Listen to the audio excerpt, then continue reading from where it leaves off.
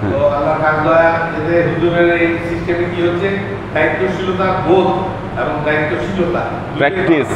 এতে দরবার কখনো কেউ চলে গেলে হুট করে একটা গ্যাপে পড়বে না।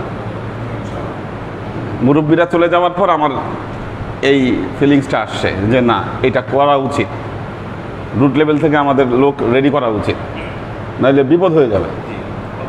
হ্যাঁ জি, হঠাৎ করে একটা গ্যাপ তৈরি হলে কোথায় আছে, এটা কোথায় আছে, উনি রেখে গেছে আমি তো জানি না, এটা বই উনি রেখে গেছে আমি তো জানি না, এর উপরে তালা ভাঙলো, আলমারি হলো, এই করে সে করে, এগুলো লাগবে না। সবাই দখল করে থাকে, দরবারের যে কাজগুলো হবে প্রত্যেকটা কাজ সিস্টেমেটিক্যালি হুজুরের গাইডেন্সে হবে, এবং হুজুর গাইডলাইন দিলে ওই গাইডলাইন যারা ফলো করবো তারা পরবর্তীতে এই ব্যবস্থাপনাটা সুন্দরভাবে সম্পন্ন করতে পারবো। আমার উপর একটা ব্যবস্থাপনা দিল, আমি যদি এখন থেকে অ্যাডভান্টেজ হয়ে যাই, শিক্ষা নিয়ে যাই, জেনে ভিতরে ফেলি, একটু ভয় কি করতে হবে, তাহলে যখন আমি একলা হয়ে যাবো, আমাকে এককভাবে কাজ করতে হবে, তখন এই কাজে আর কোনো অসুবিধা হবে না।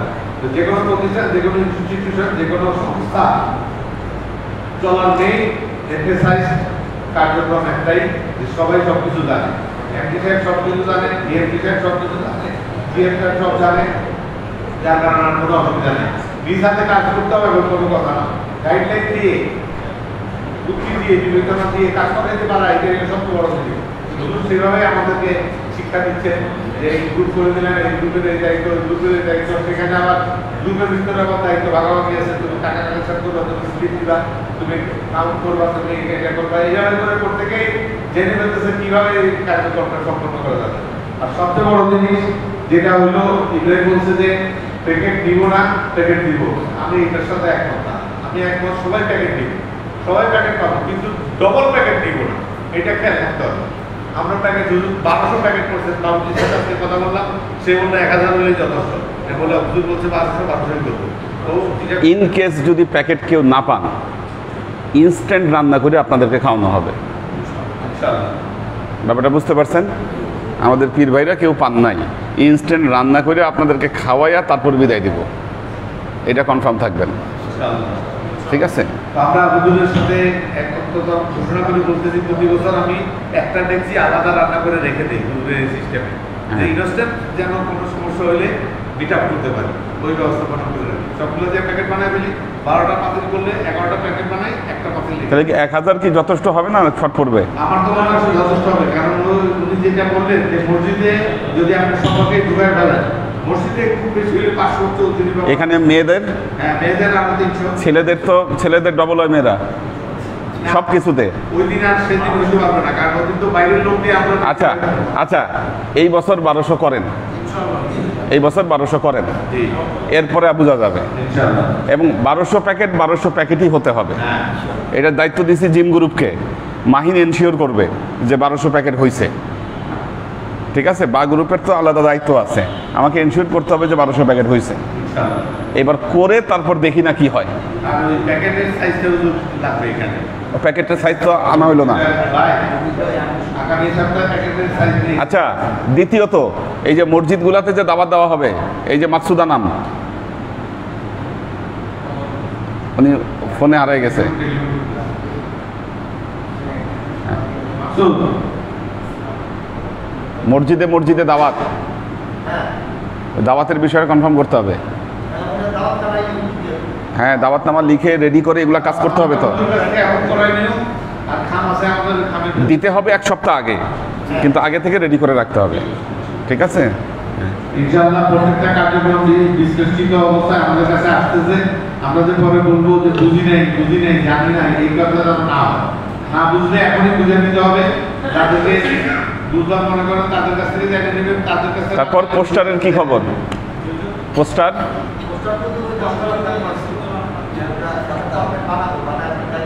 ঠিক আছে, হুজুরের কাছে আগে পোস্টারের ইয়ে আছে, সিনোপসিস আছে, সেখান থেকে একটা নিয়ে ওইটা হুজুরকে দিয়ে অ্যাপ্রুভ করে তারপর অর্ডার দিয়ে দেবো।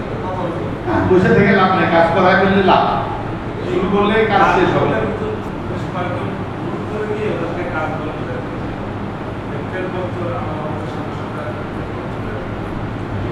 আজকে তো 27 তারিখ, মানে প্রথম সপ্তাহ থেকে আমরা কাজ আপনাকে শুরু করবো, ইনশাআল্লাহ নিয়োগ করবো। ইনশাআল্লাহ। সপ্তাহে হুজুরকে আউটপুট জানাবো যে 30 তারিখের কাজ সম্পন্ন করার জন্য আজকে এই পর্যন্ত কাজ করছি। কালকে এই পর্যন্ত কাজ করছি এইভাবে করি আমরা ইয়ারের কালকে বলে দিচ্ছি টেম্পলের কথা সুলতানের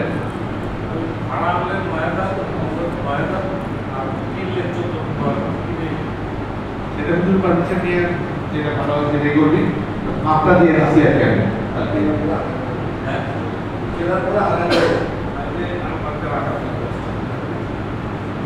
আচ্ছা, যেটা যেটা ফিজিবল হয় মানে 10,000 টাকা যদি ভাড়ায় যায় এটা পুরাই লস, পুরাই তো লস। প্রতি বছরই 10,000 যাবে। হ্যাঁ, আমরা যদি এখন তো ইয়া হয়েছে। আচ্ছা, এখন হলো কি হয়েছে, আমাদের মানে ক্যাবিনেট তৈরি হয়েছে, গ্রুপ গ্রুপ ভাগ হয়েছে, এক একটা ক্যাবিনেট এক একজনের উপর দায়িত্ব দেওয়া থাকবে এবং সেখানে কি কি মাল সংরক্ষিত আছে তার হিসাব একটা তার কাছে থাকবে। আমরা এই দায়িত্বগুলো পরবর্তীতে বুঝাই দিব, এক এক ক্যাবিনেট এক একজনের দায়িত্বে, যাতে কোনো ভেজাল না হয়। এটা আরো নিয়ম হইল যে কার কাছে কার দায়িত্ব আছে সেটা 4 টাকাতে থাকবে, আমরা জানবো যে ওর কাছে এই জিনিস আছে এবং ওই মামানের কাছে এই আমাদের কাছে। যাই হোক, ইনশাআল্লাহ আল্লাহ কাছে হুজুর খুব সুন্দরভাবে আস্তে আস্তে করে আগাইতেছেন। প্রত্যেকটা জিনিস যেন একসাথে সামনে নিয়ে আগাইতে পারি। জোয়ার যখন আসে কোনো কিছু বাদ থাকে না, আশেপাশে তুলের আশেপাশে ভিতরের সব কিছু নিয়ে জোয়ার ব্যাপারে আসবে। আল্লাহ কাছে আমাদের দরবারে জোয়ার আসবে ইনশাআল্লাহ এবং আসা শুরু হয়ে গেছে। এই জোয়ারের সাথে যেন আমি শরীর থাকতে পারি, হুজুরের কাছে এই দোয়া চাই, আল্লাহর কাছে এই রহমত কামনা করি। ওলি আল্লাহ আদি মুর্শিদের খেদমত এবং দরবারে খেদমত করতে মুসলমান হিসেবে পরাজিত করি। এই দোয়া চাই শ্রেষ্ঠ আমার। الحمد لله نحمده ونستعينه ونستغفره ونؤمن به ونتوكل عليه ونعوذ بالله من شرور أنفسنا ومن سيئات أعمالنا من يهد الله فهو المهتدي ومن يضلل فلن تجد له وليا مرشدا فنشهد أن لا إله إلا الله وحده لا شريك له ونشهد أن سيدنا وسندنا ونبينا محمدا صلى الله عليه وسلم الذي أرسله الله بالحق بشيرا ونذيرا وداعيا إلى الله بإذنه وسراجا منيرا. وقال الله تعالى في كلامه المجيد وفرقانه الحميد ما كان محمد أبا أحد من رجالكم ولكن رسول الله وخاتم النبيين وكان الله بكل شيء عليما. إن الله وملائكته يصلون على النبي يا أيها الذين آمنوا صلوا عليه وسلموا تسليما.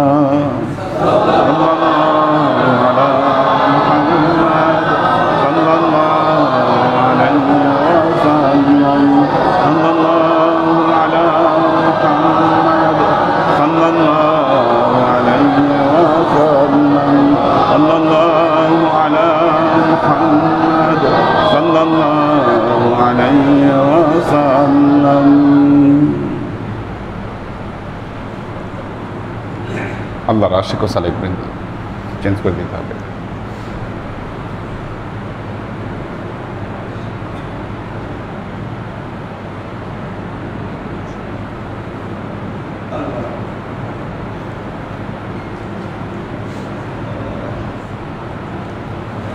প্রতিটা তরিকার উদ্ভব হয়েছে মানুষকে আল্লাহর সাথে সংযুক্ত করে দেওয়ার জন্য। পৃথিবীতে শিক্ষা ব্যবস্থা এক এক সময় এক এক রকম ছিল। ওয়ার্ল্ডে এক সময় কোনো বিশ্ববিদ্যালয়ের প্রয়োজন ছিল না বিশ্ববিদ্যালয়, মানুষ কোনো বিশ্ববিদ্যালয়ে ভর্তি হতো না। নিজেদের গ্রামে প্রাথমিক শিক্ষা লাভ করত মৌলবীদের কাছ থেকে। যাদের উচ্চশিক্ষার প্রয়োজন হতো তারা সফরে বের হয়ে যেত এবং কোনো জ্ঞানী লোকের সাহচর্যে গিয়ে তাদেরকে শিক্ষা লাভ করতে হতো। এই জন্য দেখা গিয়েছে আগের যুগের যারা জ্ঞানী ব্যক্তি ছিলেন তাদেরকে আজীবন সফর করতে হয়েছে। তারা সফর করেছেন, এক জায়গায় থেকে আরেক জায়গায় তারা গিয়েছেন এবং এই জ্ঞানী লোকদের সাহচর্যে গিয়ে তারা জ্ঞান অর্জন করেছেন। এটাই ছিল জ্ঞান অর্জনের পদ্ধতি। শুধু যে ধর্মীয় জ্ঞান, আধ্যাত্মিক জ্ঞানের ক্ষেত্রে বিষয়টি এমন ছিল তা নয়। ইমাম গাজ্জালির জীবন দেখেন, জীবনে ঘুরে বেরিয়েছে এক শহর থেকে আরেক শহর, জ্ঞান অর্জন করেছে। শেখ সাদি তাই করেছেন, এক জায়গা থেকে আরেক জায়গায় তিনি গিয়েছেন। আল বিরুনি ওনার নামই দেওয়া হয়েছে বিরুনি, তার কারণ হলো উনি তার নিজের দেশে থাকতে পারেন নাই, দেশের বাইরে বাইরে তাকে ঘুরতে হয়েছে, এই জন্য নাম হয়েছে তার আল বিরুনি। আবু আলী সিনা উনিও তাই করেছেন, ইবনে সিনা। এরকম জ্ঞানী ব্যক্তি যারাই ছিলেন তাদেরকে তাদের জীবনে সফরের পর সফর করতে হয়েছে। শেখ সাদি বলেছেন, বেসিয়ার সফর বায়াদ তা পখতে সাবাদ কমি সুফি না সাবাদ সফি দার না কেসাদ জমি। মানুষের অবশ্যই বেশি সফর করা উচিত, নাহলে মানুষের বুদ্ধি বিবেকের পরিপূর্ণতা আসবে না। কারণ পদ্ধতি হয়েছে সেটা। ওলিয়া উলিয়ারা যখন কোনো দিন বা তরিকা প্রচারের অনুমতি পেতেন তারা কোনো এক জনপদে চলে যেতেন। যেমনিভাবে খাজা মঈনুদ্দিন চিশতি রহমতুল্লাহ আলাই জীবনের 20 বছর তিনি সফর করেছেন, এক জায়গা থেকে আরেক জায়গায় গিয়েছেন এবং অসংখ্য জ্ঞানী ব্যক্তিদের সাথে উনি শুধু সাক্ষাৎ করেছেন।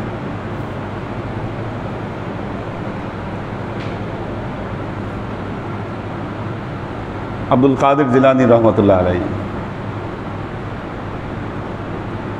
ওনার সাথে সাক্ষাৎ করেছেন। জিয়াউদ্দিন সোহরাওয়ার্দী, কেরমানি, বহু মানুষের সাথে তিনি এইভাবে এক এক জায়গায় গিয়েছেন, সাক্ষাৎ করেছেন। তার জীবনে একটা সময় কেটেছে এভাবে। এরপর চলে আসছেন আজমিরে তরিকা প্রচারের জন্য, ভারতের আজমির। এখানে এসে তিনি অবস্থান করেছেন। হযরত শাহজালাল রহমতুল্লাহ আলাই সুদূর ইয়ামেন থেকে তিনি সফর করে বাংলাদেশে চলে এসেছেন এবং এখানে তিনি অবস্থান করেছেন। খানকা ভিত্তিক দিন প্রচারের জন্য তিনি সেই জায়গায় অবস্থান করেছেন। হ্যাঁ, এটা চলে আসছে। হ্যাঁ, রোম থেকে আসছে উনি, কমরউদ্দিন রুমি। মাহি সাবার, বগুড়ার মাহি সাবার প্রচলিত আছে, মাছের পিঠে করে উনি আসছে। ঐতিহাসিকরা বলছে তখন এই এলাকার মানুষ জাহাজ দেখেনি, তিনি জাহাজে করে আসছে। দূরে জাহাজ থেকে নামছে, মানুষ দূর থেকে দেখে মনে করছে এটা বিরাট মাছ,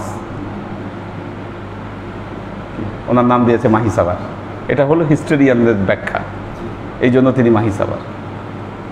দূর থেকে তার বিচার করতে পারেনি যে এটা আসলে জাহাজ না, এটা কারণ হুট করে আসছে, এটা বিরাট একটা বিষয়।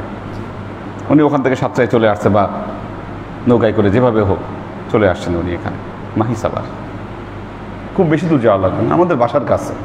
হযরত শাহ আলী রহমতুল্লাহ আলাই সুদূর বাগদাদ থেকে উনি চলে আসছেন, শাহ আলী বাগদাদি। ওলিয়া উলিয়াদের জীবনটা ছিল এরকম। সুনির্দিষ্ট জিকির পদ্ধতি, এক একজন এক একভাবে মানুষকে জিকির দিয়েছেন অথবা রিয়াজত তথা সাধনার তালকিন দিয়েছেন। এইভাবে তারা মানুষের সাথে মানুষকে ইসলাম প্রচার করেছেন। যুগের সাথে সাথে যখন পট পরিবর্তন হয়েছে, ইখতিয়ার উদ্দিন মোহাম্মদ বিন বখতিয়ার খিলজি 1205 বাংলাদেশে আসলেন, তুর্কি শাসন প্রতিষ্ঠা করলেন। তখন বাংলাদেশের প্রেক্ষাপট অন্যরকম, আলাদা, হিন্দু অধ্যুষিত এলাকা। তুর্কি শাসন আমলে যা হয়েছিল, এখানে অসংখ্য মাদ্রাসা প্রতিষ্ঠা করেছিলেন। তখন এটার প্রয়োজনীয়তা ছিল মাদ্রাসা, এবং সেটা কওমি নেসাবের মাদ্রাসা, যার মধ্যে ওই সময়ে প্রতিষ্ঠিত একটি মাদ্রাসা রয়েছে যেটা সোনারগাঁয়ে। সোনারগাঁয়ে ইসাখার, এটা তো রাস্তার বা পাশে, এখান থেকে যাইতে গেলে রাস্তার ডান পাশ দিয়ে গেছে, ওইটা ঠিক ওই বরাবর ডান পাশ দিয়ে ভেতরের দিকে। শরফুদ্দিন আবু তোয়ামা উনি এই জায়গায় আস্থানা গেড়েছিলেন, এবং এইখানে দ্বীন ইসলামের বিকাশে তিনি সুদূর ইরান থেকে অনেক বই নিয়ে আসছিলেন এই জায়গায়, এবং বইগুলো রেখে লাইব্রেরি প্রতিষ্ঠা করে এখানে মানুষকে ইসলাম প্রচার করেছেন। সুলতানি আমলে তাই হয়েছে, এই ধারা অব্যাহত থেকেছে। তারা যেগুলোকে প্রতিষ্ঠা করেছেন, এগুলার উপরে তারা বিভিন্ন সৌধ নির্মাণ করেছেন। মোগলদের সময় এসে তো কনক্রিট একটা অবস্থায় চলে গেছে।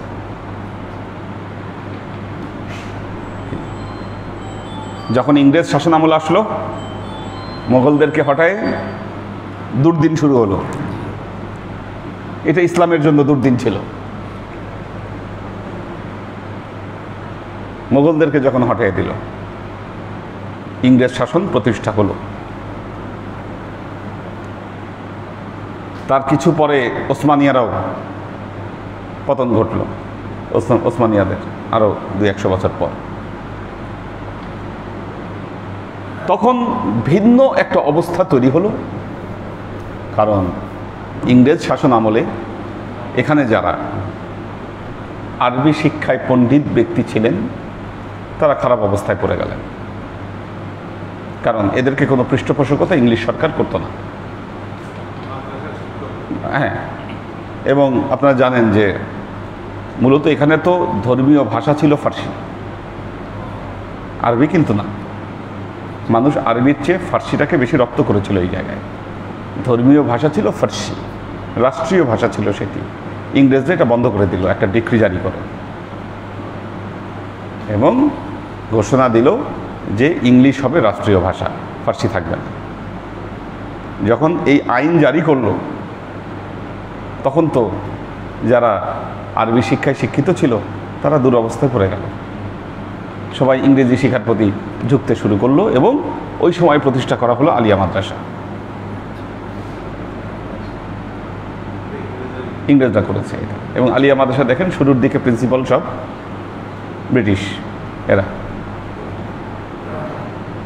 তো শিক্ষা ব্যবস্থায় দেখেন আরেকটা পরিবর্তনের ধাপ চলে আসলো। এরপরে বিশ্ববিদ্যালয় প্রতিষ্ঠার প্রয়োজন বোধ করল। প্রবলেম হচ্ছে, আলেম সমাজ যুগে যুগেই যখন একটার পরে একটা নতুন জিনিস এসেছে, জিনিসটাকে তারা অ্যাকসেপ্ট করতে পারেনি, দ্বিধাদ্বন্দ্বে পড়ে গেছে। আমরা এখন যেই সমাজে অবস্থান করছি, যেই যুগে অবস্থান করছি, এটি আমাদের জন্য বড় একটি চ্যালেঞ্জ। পুরো পৃথিবীর মধ্যে পরিবর্তন এসেছে। একবিংশ শতাব্দীর শুরু, পৃথিবীতে নতুন শতাব্দী, নতুন যুগের জন্ম হয়েছে, নতুন যুগের জন্ম।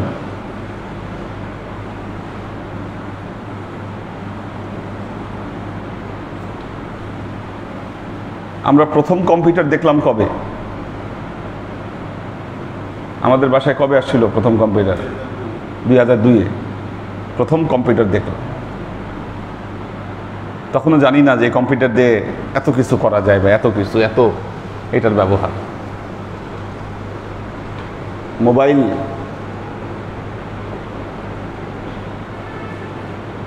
তখন মোবাইল তো খুব দুষ্প্রাপ্য ব্যাপার। প্রথমে পেজার আসছিল, পেজার, মোবাইল ছিল না, পেজারে শুধু মেসেজ পাঠান যায়। তারপর মোবাইল যা ছিল এটা সাধারণ মানুষের সাধ্যের ভেতরে ছিল না।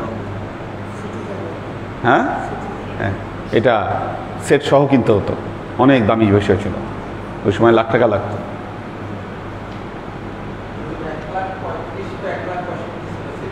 সিটিসেল, হ্যাঁ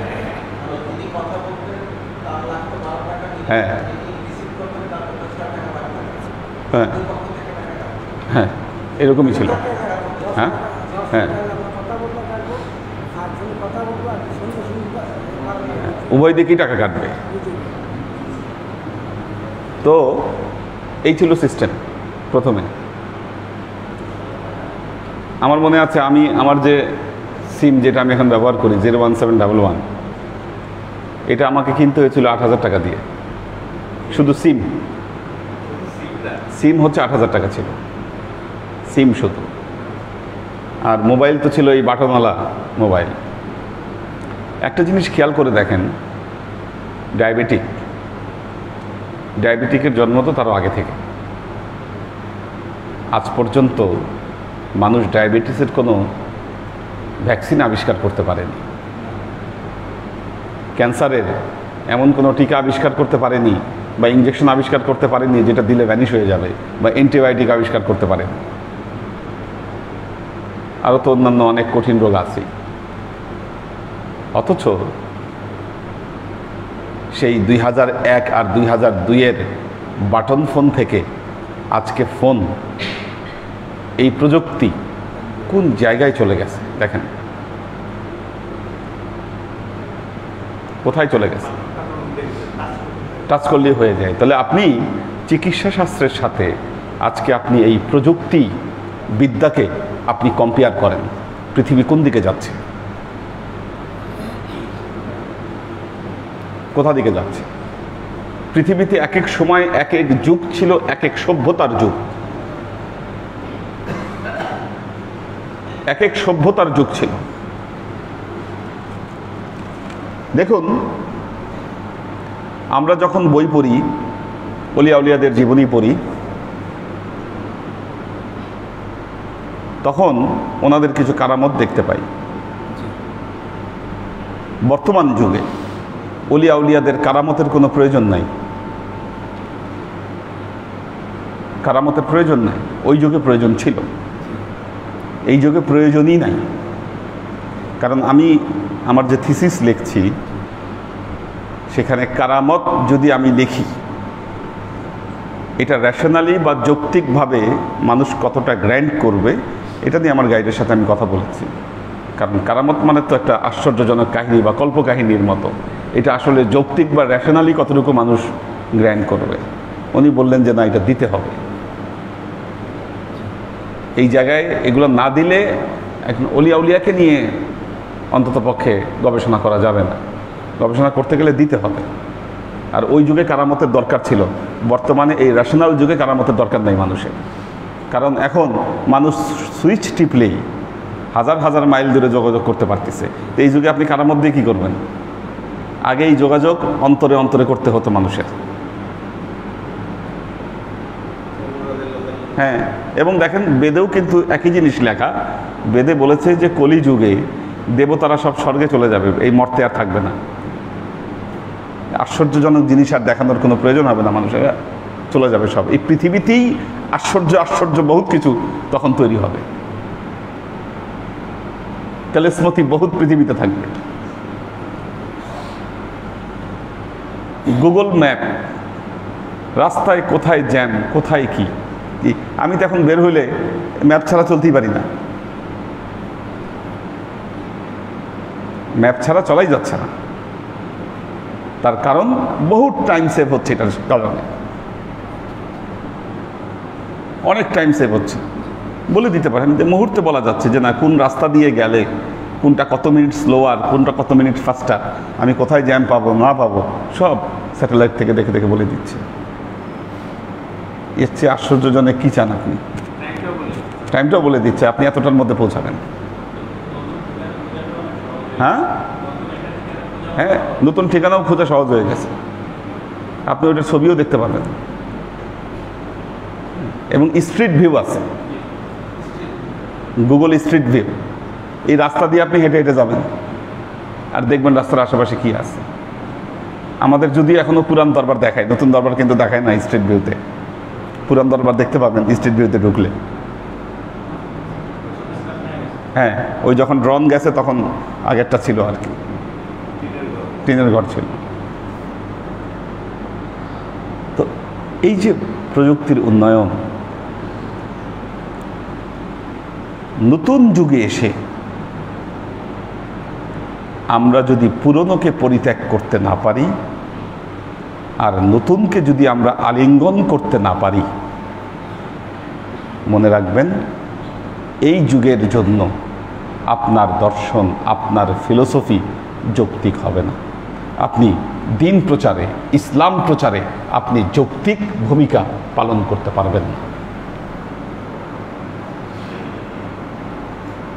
সব কিছুতে পরিবর্তন আসছে।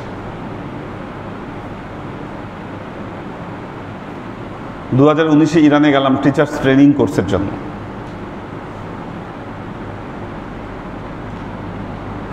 ইরান গভর্নমেন্টের তরফ থেকে। বাংলাদেশে এসে আমরা একই কোর্স করলাম, কথা একই, যে এখন আর স্টুডেন্টদেরকে নলেজ শেয়ার করার কিছু নেই, নলেজ শেয়ার করার কিছু নেই। কারণ নলেজ তারা সামাজিক যোগাযোগ মাধ্যম, গুগল, এগুলাতে খুঁজলেই তারা নলেজ পেয়ে যায়। হ্যাঁ, এই যে স্ট্রিট ভিউ আগের দরবারই আছে। হ্যাঁ, তো এই যে বিষয়গুলো, এই হয়েছে, এটা পরে বন্ধ করো। হ্যাঁ, এই জন্য আমাদেরও চিন্তার যে জায়গাটা, এটাকে চেঞ্জ করতে হবে, ভাবতে হবে নতুন করে। না হলে আপনি যৌক্তিকভাবে আপনি তরিকা মানুষের মধ্যে আপনি প্রতিষ্ঠা করতে পারবেন না, মানুষগুলোকে আল্লাহমুখী করতে পারবেন না। একজন সালেক, আজকে বাংলাদেশে যে খানকাগুলো আছে, দরবারগুলো আছে, মাহফিল উপলক্ষে ওনারা হাজার হাজার মানুষের জামায়াত করেন, শোডাউন করেন,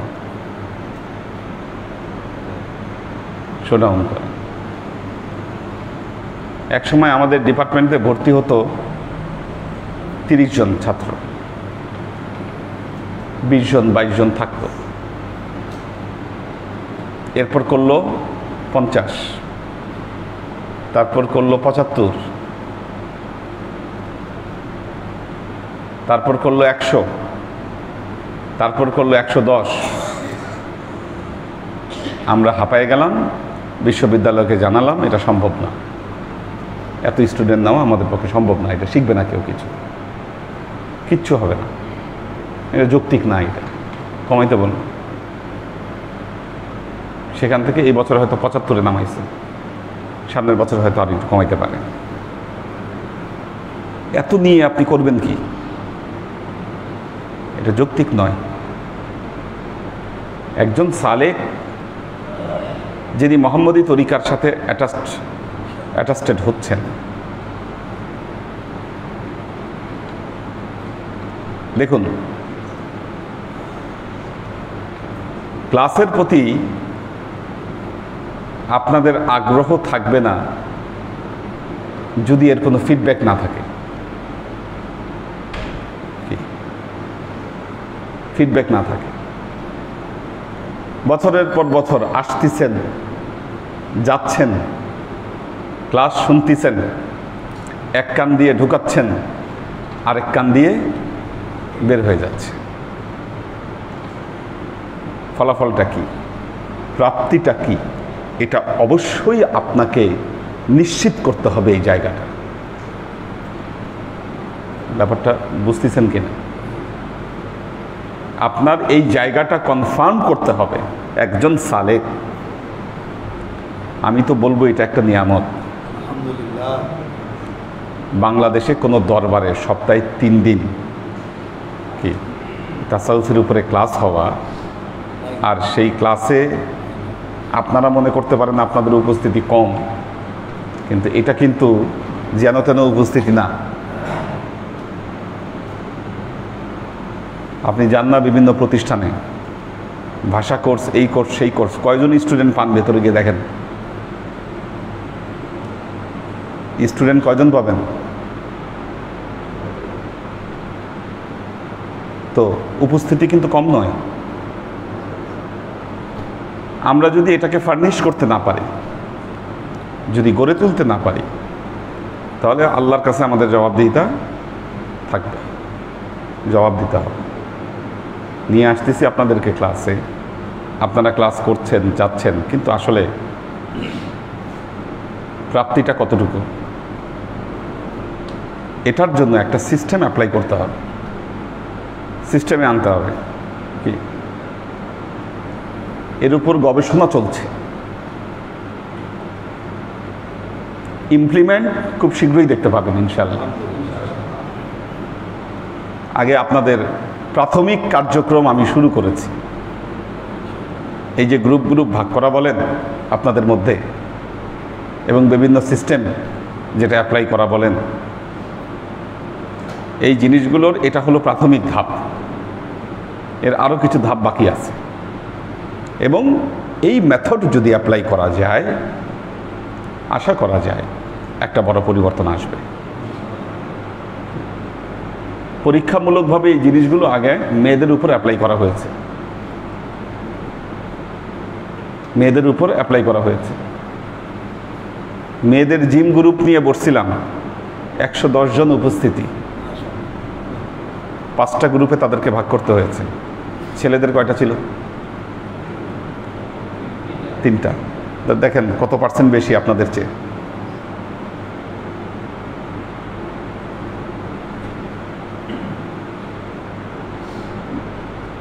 অবস্থার কিন্তু একটা পরিবর্তন আসতেছে, ঠিক আছে? মেয়েদেরকে বাদ দিয়ে আপনি আগাবেন, জীবনেও পারবেন না।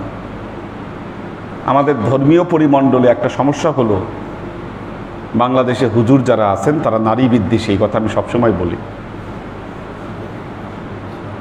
নারী বিদ্বেষী তারা। সাফ কথা, মেয়েদের মসজিদে আসা যাবে না, মসজিদে নামাজ পড়া যাবে না। কে বলেছে এগুলো? কে বানিয়েছে?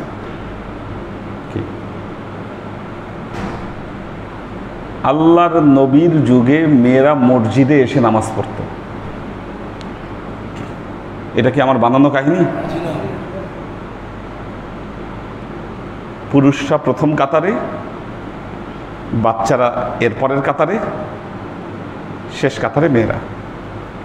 আল্লাহ নবী সালাম ফিরায়ে দোয়া দরুদ পড়তেন, পুরুষরা বসে থাকতো, পেছন থেকে মেয়েরা উঠে চলে যেত।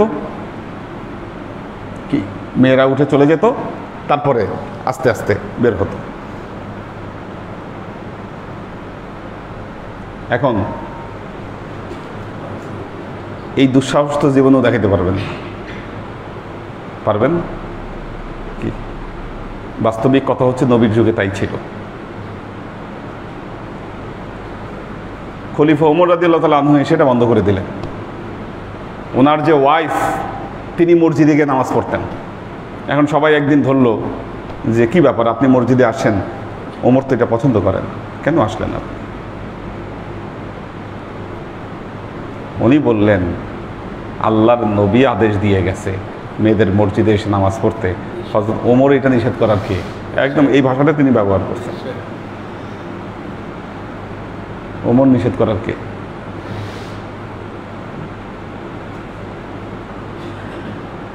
মাসালা মেয়েদের ঘরে নামাজ পড়া উত্তম, মানে ফেলছি, কিতাবে লিখে ফেলছি। কি কেন? এই যে হযরত ওমর নিষেধ করছে।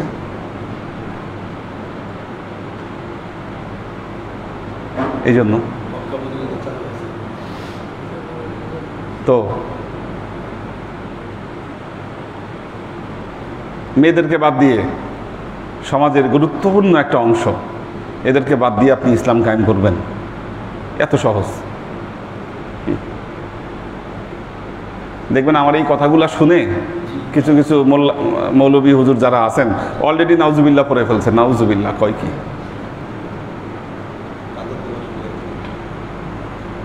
নাউজুবিল্লাহ বলেই ফেলছে।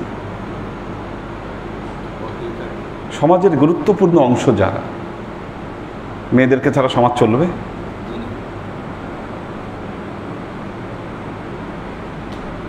তো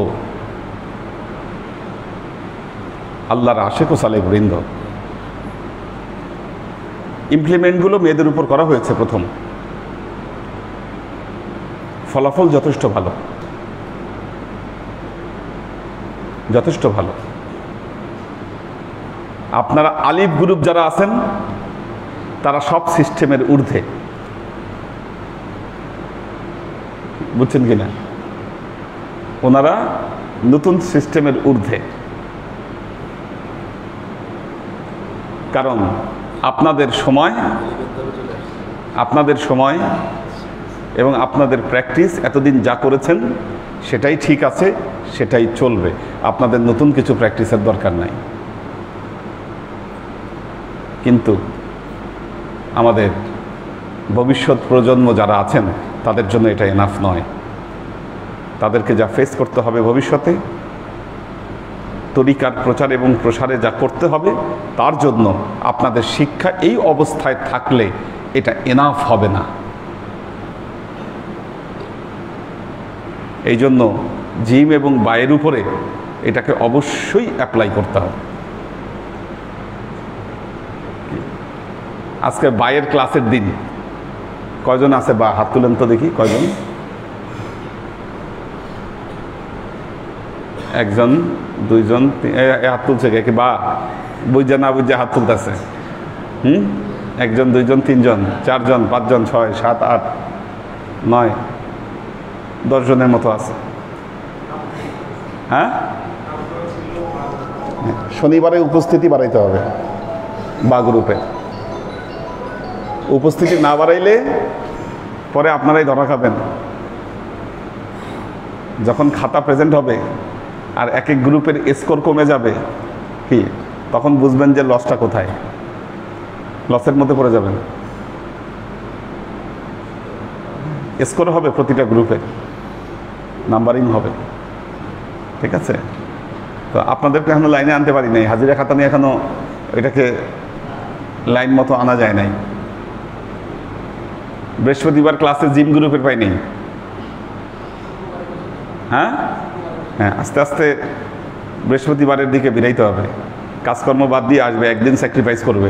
শুক্রবার আসলো কি না আসলো এটা নিয়ে কোনো মাথা ব্যথা নাই আমার। জিম গ্রুপ শুক্রবার আসলো কি না আসলো এটা নিয়ে মাথা ব্যথা নাই। বা গ্রুপ শুক্রবার আসলো কি এটা নিয়ে মাথা ব্যথা নেই, আসলে বোনাস।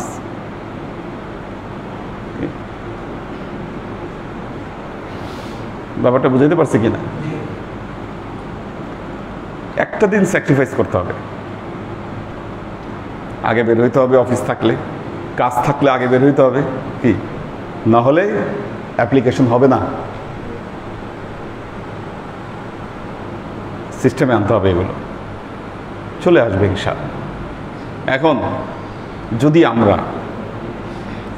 এখন থেকে এগুলো না করি কি হবে জানেন? বাংলাদেশে অনেক দরবার ছিল যেগুলোতে একসময় জোয়ার ছিল, এখন খরায় পরিণত হয়েছে।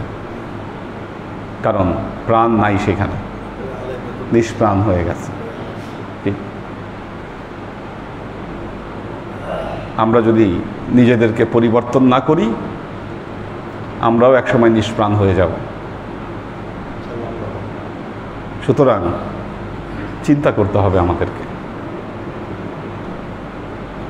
এই যে বিভিন্ন গ্রুপে ভাগ করা হচ্ছে, এটা কেন বললাম, অনেকে ভাবতে পারেন ঘটনা কি, হুজুর এগুলা কি করতেছে, কি ভেজাল এগুলা।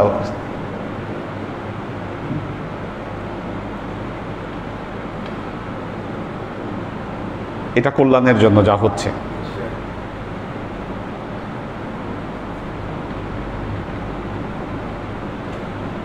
যখন এই বিল্ডিং করা হয়, আমরা বলেছি এটার second floor and third floor মাদ্রাসা। মাদ্রাসা মানে কি? বিদ্যালয়। এটা তো অবশ্যই মাদ্রাসা, এটা তরিকার বিদ্যালয়। আপনারা প্রত্যেকে এই মাদ্রাসার ছাত্র, যদিও আপনারা জানেন না যে আপনারা কে কোন ক্লাসে অবস্থান করছেন, এটা আপনাদেরকে জানিয়ে দিব। এটা জানানোর সময় আসছে এখন, বুঝছেন কি না? এটা জানানোর সময় আসছে, জানবেন আপনারা।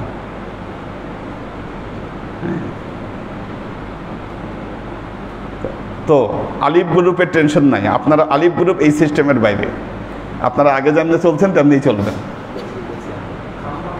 হ্যাঁ হ্যাঁ, আপনারা এটার বাইরে, ঠিক আছে? হ্যাঁ হ্যাঁ হ্যাঁ, ঠিক আছে। আপনারা 3 দিন ক্লাস তো অবশ্যই করেন। তো আজকে এই বিষয়গুলো আলোচনাতেই আসলে সময়টা কেটে গেল, দরকার আছে এগুলো, ঠিক? এই জিনিসগুলো, এটা হচ্ছে যৌক্তিক। কিরে বাবা, তুমি এতক্ষণে আসলা কেন নামাজ ক্লাসে? উনি নামাজের সময় সবাই নামাজ পড়ে, উনি আশেপাশ দিয়ে ঘুরে বেড়ায়। হ্যাঁ, তুমি এনে ক্লাসে ওই মসজিদে নামাজ পড়ে আসবা কেন? হ্যাঁ, কোনটা কি দুষ্টামি করে? তো এই যে এখন আমরা যদি সাক্ষী না থাকি তুমি নামাজ পড়ছো কি না পড়ছো, তার মানে তুমি নামাজ কায়েম করো নাই। ও বলতেছে আমি পড়ছি, তার মানে নামাজ পড়ছেও কায়েম করে নাই। তো আমরা তো কনফার্ম না, আমরা দেখি যখন সবাই নামাজ পড়ে ঘুরে বেড়ায়।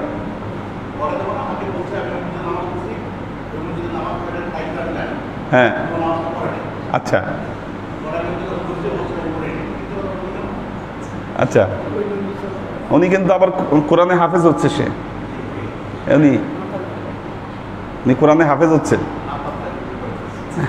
কিন্তু কিন্তু মানে যিনি বিকামিং হাফেজ, উনি যদি নামাজের সময় এই কাম করেন তা তো সমস্যা।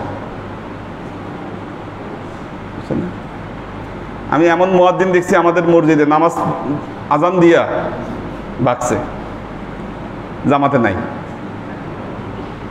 আজান দিছে নামাজ না পড়ে ভাগছে। তো এরকম হইলে হবে না, ঠিক আছে? এরকম হইলে হবে না। দাও দেখি কারা আছে। ওই যে দেখছে যে ক্লাসের শেষের দিক আইসা ঢুকছে আর কি, কালকেও ক্লাসের শেষে আসছে, একদম লাস্ট ম্যান। হ্যাঁ, ঘুরে বেড়ায়, আমি জানি তো।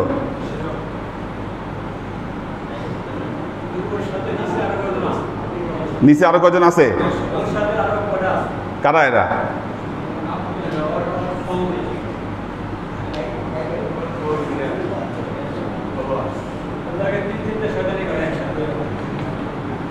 মুস্তাহিদ নূর মাহিন, আইরিন সুলতান, আনোয়ারা শরীফ, আমরিন শরীফ, খাদিজা মেরি, মাহফুজুল হক উজ্জ্বল, আশেক মাহমুদ, সুমাইয়া নুহিন দিশা, নাজিমুদ্দিন ভাইয়ের ফ্যামিলি আছেন, HK কনক, মোহাম্মদ মিজান, সুলতান মামুন, নুসরাত রুনা, HK কনক, মোহাম্মদ দেলোয়ার, সুলতান, নূর হোসেন খোকন, আব্দুল বারি, আখতার সুরাইয়া, সাইম আহমেদ, নুরুল ইসলাম ফরিদপুর ভাই আছেন, পপিয়ারা জামান সুমি, ফেরদৌসি নাহার আউয়াল, ওমর শরীফ,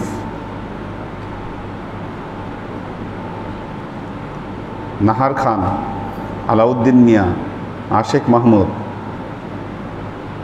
আবির আহমেদ আরিয়ান, পাখির ভেজ, আমাদের হাসিব ভাই আছেন,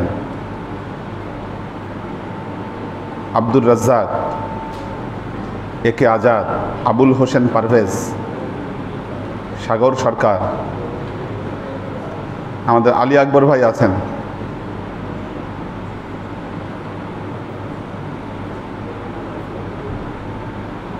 হাসান আবদুল্লাহ, ওয়াসিফ আহমেদ জনি, আব্দুল হাফিজ, আখতারুজ্জামান ভাই আছেন,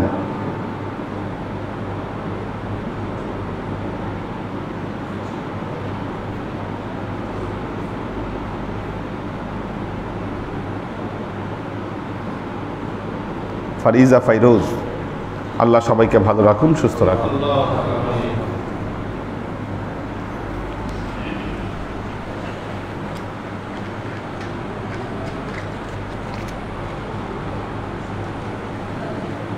اللهم آمين. اللهم صل على محمد وعلى آل محمد كما صليت على إبراهيم وعلى آل إبراهيم إنك حميد مجيد.